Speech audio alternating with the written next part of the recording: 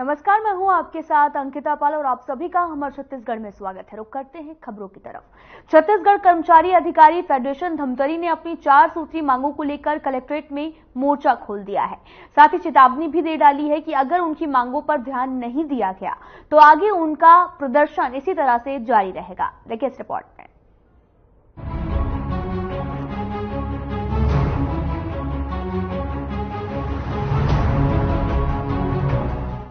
छत्तीसगढ़ कर्मचारी अधिकारी फेडरेशन ने अपनी 4 सूत्रीय मांगों को लेकर मोर्चा खोल दिया। प्रदर्शनकारी कलेक्ट्रेट पहुंचे और धरना प्रदर्शन किया। इस दौरान कर्मचारियों ने सीएम विष्णुदेव साय और मुख्य सचिव के नाम कलेक्ट्रेट में ज्ञापन सौंपा और साथ ही मांग की गई कि लोकसभा चुनाव की आचार संहिता लगने से पहले उनकी जो भी मांगे हैं उन्हें पूरा किया जाए। प्रदर्शनकारियों ने चेतावनी दी कि अगर उनकी मांगों की तरफ ध्यान नहीं दिया गया तो वे आंदोलन को आगे भी जारी रखेंगे। कर्मचारियों की समस्या से आप लोग तो देख रहे हैं, इसके अभी हमारे पूर्व में और एक अपने यूनियन के माध्यम से कर्मचारी फेडरेशन अभी है और हमारे जो मांगे हैं मुख्य रूप से महंगाई भत्ता, उसको हमारे जो सरकार गठन हुआ है उसको देना होगा और सरकार बदलने में एक चीज और आपको अवगत कराता हो कि सरकार बदलने में कर्मचारी अधिकारी का बहुत बड़ा हाथ रहता है और ये अभी किनारा कर दिया है। ठीक है, आपका जो मोदी गारंटी के अंतर्गत हमारा भी एक मांग था, उसके घोषणा पत्र में शामिल है। ये जो अपने डीए का है वो घोषणा पत्र में शामिल हो चुका है, नहीं हुआ ऐसी बात नहीं है। इसके जो संयोजक थे माननीय बघेल जी, जो उसके संयोजक थे, उस संयोजक के माध्यम से सरकार के पास हमारे जो प्रांतीय अपना जो संयोजक है मिस्टर कमल वर्मा के माध्यम से उसको दिया गया है, पर आज तारीख तक उसमें कोई कार्रवाई नहीं किया गया। बड़े दुख की बात है। और उनके संबंध में लोग ज्ञापन देने के आए हैं, जो मुख्यतः इनका डीए का है और अन्य जो वेतन विसंगति उनके संबंध में इन लोगों का मांग पत्र है। शासन स्तर की मांग है, इसे अपन जो पत्र दिए उसको शासन स्तर तक पहुंचा देंगे। ये हमारी पुरानी मांग है, बहुप्रतीक्षित मांग है।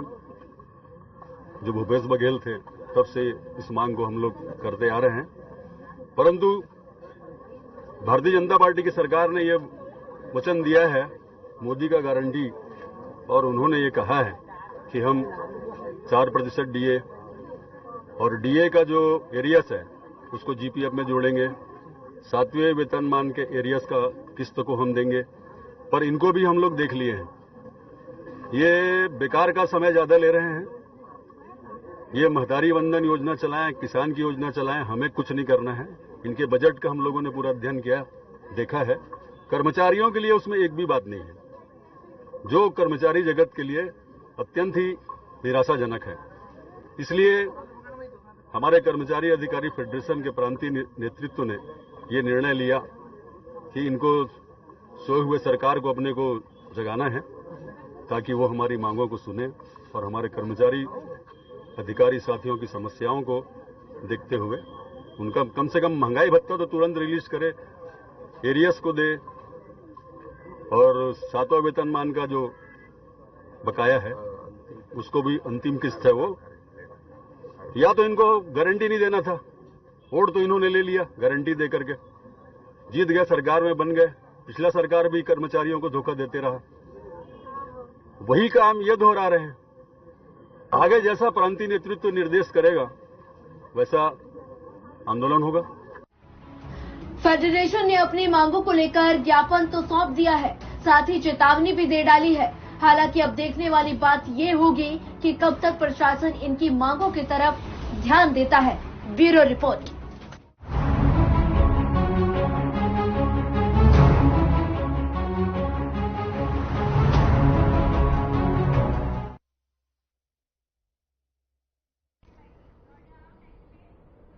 सक्ती जिले में लाल ईंट का काला कारोबार धड़ल्ले से चल रहा है। सक्ती के सिरली हरदी और मंदरागोड़ी गांव में लाल ईंट का अवैध कारोबार चारों तरफ फैला हुआ है, मगर हैरत की बात तो ये है कि इन पर लगाम लगाने जिला प्रशासन और खनिज विभाग पूरी तरह से नाकाम साबित हो रहा। इस क्षेत्र में चारों तरफ भारी मात्रा में लाल ईंट बनाया जा रहा, जिसकी जानकारी जिम्मेदार अधिकारियों को भी है, मगर इन पर लगाम लगाने के लिए अधिकारी कोई ठोस कदम नहीं उठा पा रहे। साथ ही आपको बताते चले कि सिरली हरदी और मंदरागोड़ी क्षेत्र में दर्जन भर से ज्यादा लोगों के ईंट भट्टे चल रहे हैं और जिसमें हर साल 50 लाख से ज्यादा ईंट बनाया जा रहा। और एक तरफ जहां पर इन अवैध ईंट भट्टों से पर्यावरण को भी भारी नुकसान हो रहा और वहीं अब शासन को भी भारी भरकम नुकसान उठाना पड़ रहा, क्योंकि इनके इस अवैध कारोबार ने पहले तो करोड़ों रुपए से लागत से बने पुल को क्षतिग्रस्त कर दिया और वहीं अब नदी को भी नुकसान पहुंचा रहे हैं। शक्ति जिले में देखिए हमारे पास फिक्स चिमनी ईंट भट्टे का 2 लीज स्वीकृत है, एक आपका शक्ति और एक जयजयपुर में। दूसरा जो अवैध रूप से अगर ईंट भट्टे अगर कहीं पर बन रहा होगा तो उसके लिए हम क्षेत्र का निरीक्षण करेंगे और निरीक्षण करने के पश्चात उसके ऊपर कार्रवाई करेंगे। चूंकि जो बंगला ईंट भट्टे होता है उसके लिए परमिशन तो शासन से मिलता नहीं है, बाकी और आपके माध्यम से जानकारी मिला है तो हम कार्रवाई करेंगे उसके ऊपर।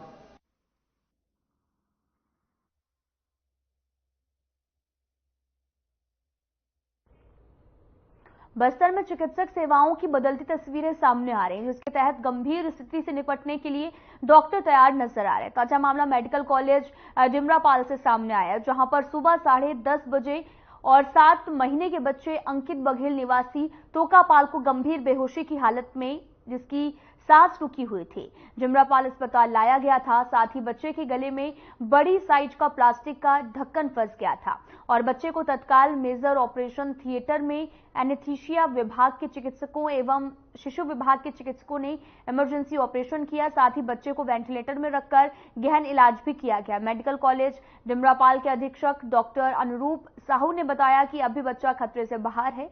वहीं बच्चे के परिजनों ने अस्पताल की चिकित्सक व्यवस्था की तारीफ कर अस्पताल प्रबंधन का धन्यवाद भी जताया है।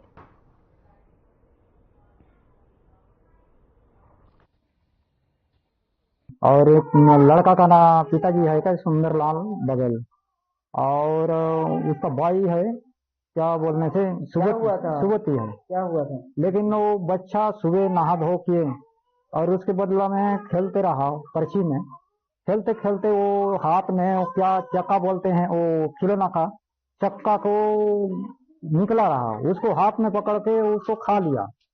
खाए तो हम आंगन बाहर काम में जाते समय में हम जाते का टाइम रहा लेकिन घर से नहीं निकला रहा।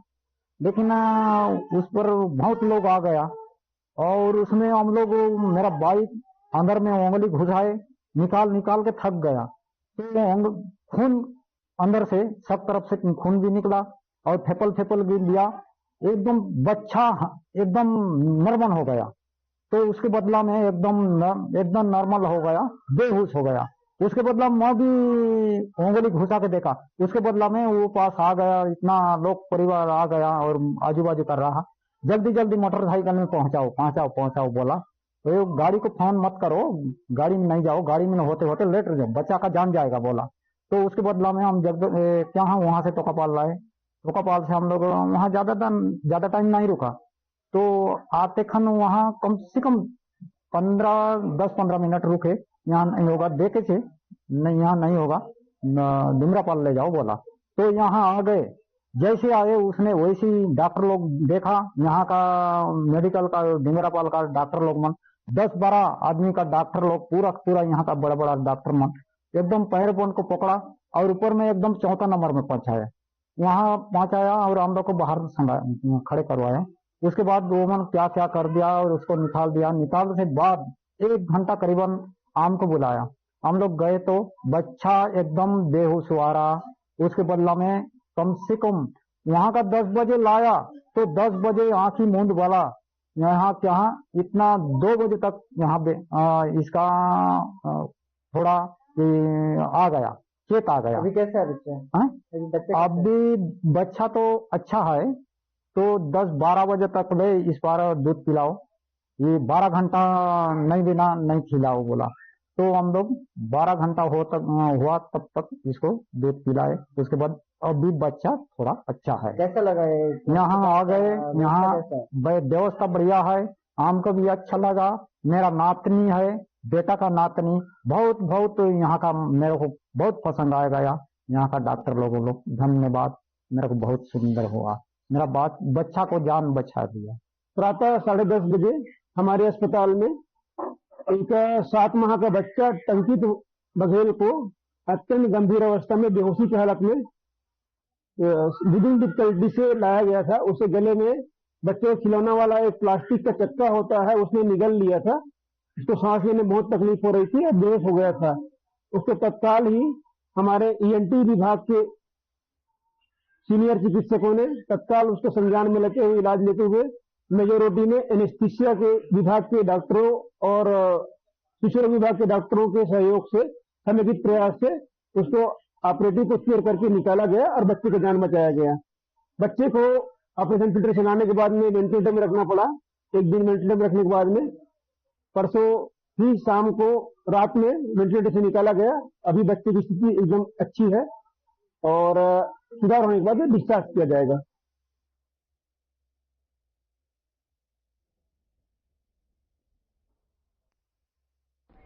फिलहाल यहाँ रुकते हैं एक छोटे से ब्रेक के लिए।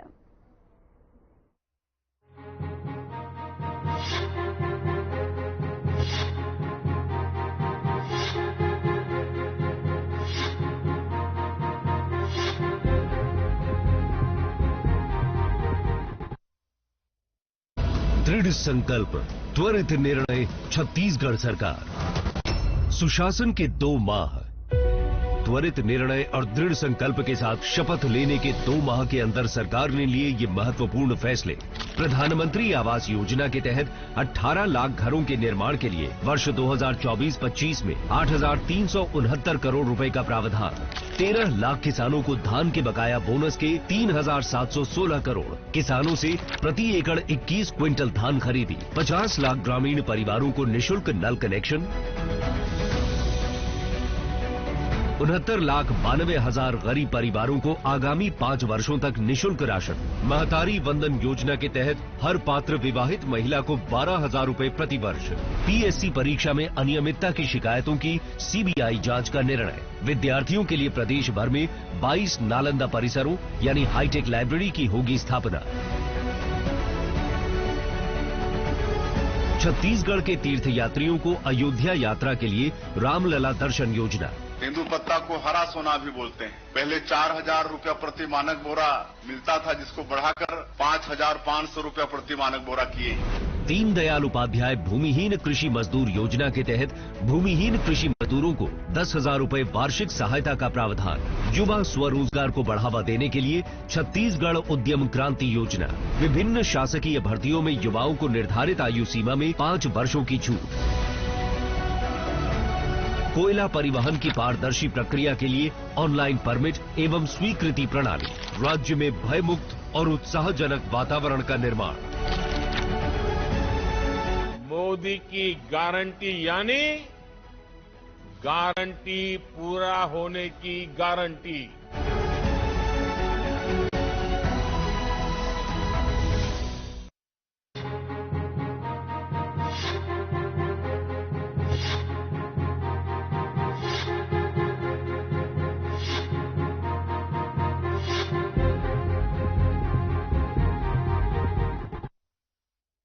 के बाद स्वागत है आप सभी का। रुख करते हैं खबरों की तरफ। धमतरी जिले में रेत के अवैध उत्खनन और परिवहन के मामले आए दिन सामने आते रहते हैं और इसी को लेकर गुरुवार को विधायक ओमकार साहू ने अपने समर्थकों के साथ चक्का जाम किया है। देखिए रिपोर्ट में।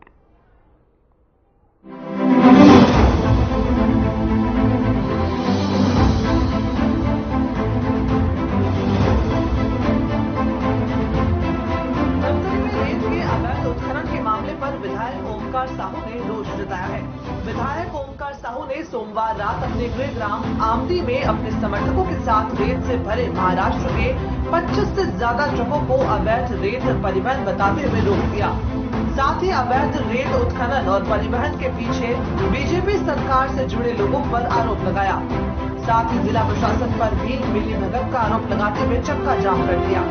इस दौरान लगभग आधे घंटे से ज्यादा समय तक सभी ट्रकें रोक दी गई, जिससे कि अन्य राहगीरों को परेशानियों का सामना करना पड़ा। विधायक द्वारा महाराष्ट्र की कुछ गाड़ियां आमदी में रोकी गई थी, जहाँ का कि वो गाड़ी जो है अवैध रूप से रेत का परिवहन कर रहे थे। सर, उसमें कुछ कार्रवाई है?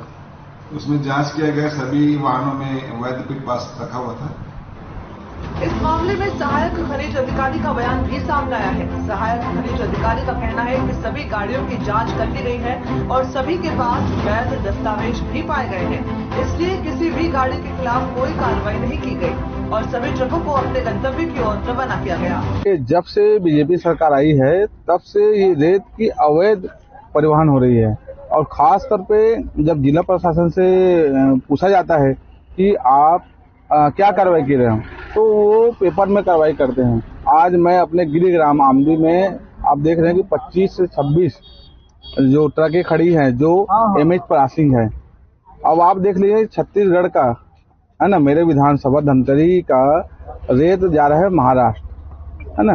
अब आज आप देख रहे हैं कि जितना अवैध परिवहन हो रही है ये किसी न किसी बीजेपी की जो नेताओं के उसके संरक्षण में हो रही है। आज मैं कहना चाहूंगा कि आज जो खनिज विभाग के अधिकारी हैं वो मौन हैं, कुछ बोलने के लिए। आप देख रहे हैं, आप 15 से 20 मिनट हो गया गाड़ी को यहाँ पे रोका गया है नगर पंचायत आमदी में और एक भी जिम्मेदार अधिकारी यहाँ पे नहीं आया है।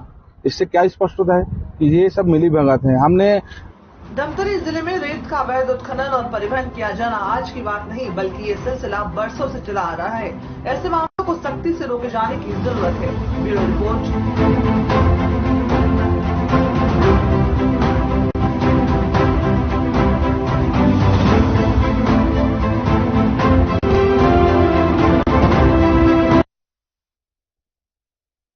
संत समागम समारोह का आयोजन किया गया जहां पर सीएम भी मौजूद है। क्या कुछ कह रहे हैं आपको सुनवाते हैं।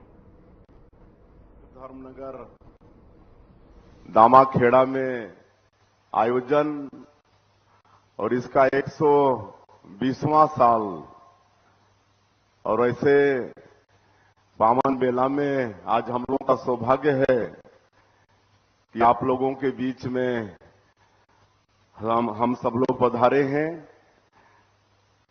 और इस अवसर पर मंच में विराजमान परम पूज्य पंत श्री प्रकाश मुनि नाम साहिब जी, परम पूज्य श्री उदित मुनि नाम साहिब जी, परम पूज्य पंत श्री भानु प्रताप साहब जी, हमारे छत्तीसगढ़ सरकार के उप मुख्यमंत्री और जो कबीर पंथ से पारिवारिक रूप से जुड़े हैं ऐसे आदरणीय श्री विजय शर्मा जी, छत्तीसगढ़ सरकार के खाद्य मंत्री श्री दयादास बघेल जी, रायपुर के सांसद श्री सुनील सोनी जी, हम लोग के भारतीय जनता पार्टी के वरिष्ठ नेता और पूर्व विधायक श्री शिवरतन शर्मा जी, हमारे लुंड्रा के विधायक प्रबोध मीन जी, भाटापारा के विधायक इंद्र साहू जी,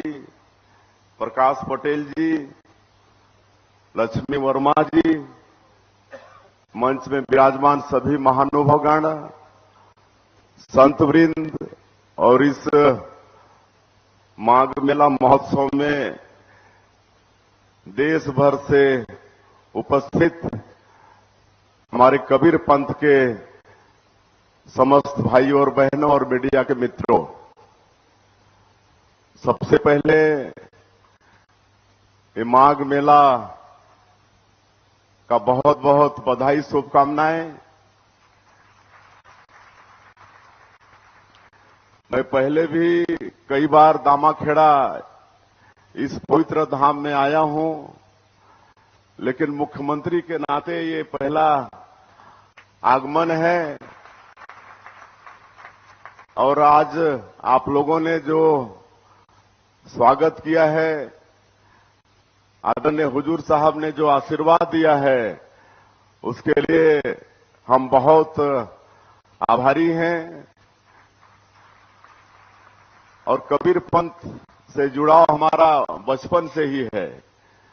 मैं जिस गांव का रहने वाला हूं, बगिया, वहां भी बहुत संख्या में कबीर पंथ के लोग हैं। आसपास के सारे गांव में कबीर पंथ के लोग हैं और बगिया में आपसे पहले वाले गुरुजी परम पूज्य गिरिंद मुनि नाम साहिब, उनका पदार्पण हुआ था और एक रात वहां बगिया में उनका विश्राम भी हुआ था। और आज मैं जिस विधानसभा क्षेत्र से विधायक हूं, कुनकुरी, वहां भी कबीर आश्रम है और वहां भी आदरणीय प्रकाश मुनि नाम साहेब का पदार्पण वहां पर हुआ है। तो इस तरह से बचपन से ही हम कबीर पंथ से जुड़े हुए हैं, बराबर चौका आरती में शामिल होते रहे। और हमको लगता है कि इस